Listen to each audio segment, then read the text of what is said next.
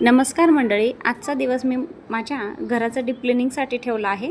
रोजची साफसफाई तर आपण सगळेच करतो, पण दर 15 दिवसांनी मी घराची डीप क्लिनिंग नक्की करते, कारण रोजच्या कामांमध्ये काही गोष्टी राहून जातात आणि त्या अशा वेळी नीट स्वच्छ करून घेतल्या की घरही फ्रेश वाटतं आणि मनालाही खूप बरं वाटतं। आता सगळ्यात आधी किचनमधली सगळी भांडी मी डबे वगैरे काढून घेतले, सगळे रिकामे करून मी किचन ओट्यावर जमा केलेत। जेवढी घरातली भांडी होती तेवढी आज घासली आणि भीती वाटत होती पाऊस येतो का काय म्हणून मग आता राहिलेला होता माठाही मी बाजूला ठेवू लागले। त्या माठाला पण मला असं वाटलं तर गडबडीत तडका लागेल की काय, म्हणून मग उचलला आणि साईडला ठेवला। त्यानंतर लगेच भांड्याची घिसाई करून घेतली, म्हणजे घासून घेतले। क्लिनिंग करता करता लक्षात आलं की जितकं आपण स्वच्छता ठेवली तितकं घर खूप छान दिसतं, त्यामुळे मग एक पॉझिटिव्ह एनर्जी एक वेगळीच वाटते। मग मला एक सवय आहे, काम घाईघाईत करण्यापेक्षा निवांत आणि नीट करण्याची, त्यामुळे थोडा वेळ जास्त लागला तरी चालतो, पण काम मनासारखं झालं पाहिजे। डीप क्लिनिंग करताना प्रत्येक गोष्टीकडे थोडंसं जास्त लक्ष द्यावं लागतं। रोज वापरात असलेल्या भांड्यांवर डाग, तेलकटपणा किंवा मळ साचतो, म्हणून दर 15 दिवसांनी सगळं नीट घासून घेतलं की पुन्हा किचन अगदी ताजं वाटायला लागतं। स्वच्छ किचनमध्ये काम करायला हे वेगळीच ऊर्जा मिळते।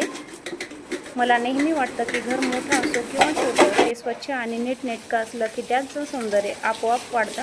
म्हणून शक्य तितकंच घर आवरलेलं ठेवण्यापेक्षा प्रयत्न असतो रोज थोडं थोडं काम, आणि दर 15 दिवसांनी अशी डीप क्लिनिंग केली की कामाचं ओझंही वाटत नाही। आज किचनचं काम पूर्ण झाल्यावर खरंच खूप समाधान वाटत होतं। मेहनत लागते, हातही थकतात, पण शेवटी सगळं स्वच्छ दिसलं की वाटतं चला आजचा दिवस सार्थकी लागला।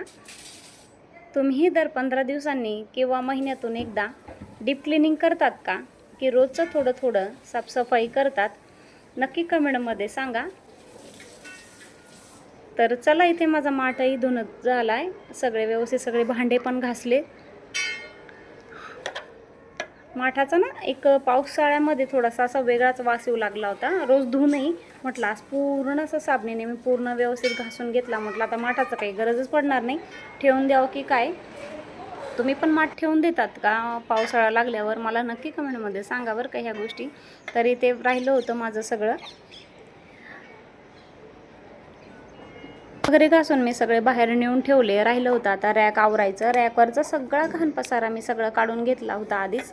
म्हटलं आता झाडून घ्यावं रॅक, झाडून काढलं सगळं व्यवस्थित। पुन्हा घरातही जो पसारा होता तो सगळा मी कचरा काढी सगळी गोळा करू लागले, झाडून काढून व्यवस्थित सगळं कचरा काढी आधीच गोळा केली। तर फरशीवर पाणी पण सांडलेलं असलं तर ते कचकच होत नाही पायाला, आणि आपल्याला पण जास्त घाण होत नाही, नाहीतर मग पूर्ण फरशी धुवून न्यावं लागते आपल्याला। असं कपडा मारलं की निघून जाते। मग एरवी रोज आपण फरच्या पुसतोच, त्यामुळे तर आता मी इथे किचनच्या टाईल्स साफ करायच्या होत्या, म्हणून मग मी लिक्विडनेच किचनच्या टाईल्स साफ केल्या, आणि रोजच्या याच्यामध्ये मी तर रोज साफ करते। इथं राहिलं होतं माझं मिक्सरला पण थोडीशी घासणी मारून घेतली, कारण की काल ग्रेव्हीची भाजी केली होती ना, तर ते आतमध्ये जाऊन बसलं होतं, निघतच नव्हतं। म्हटलं आता थोडंसं घासणीने साफ करून घ्यावा, व्यवस्थित घासणी सगळे व्यवस्थित करून घेतली। त्यानंतर मग सगळा ओटा गॅस सगळा घासून काढला।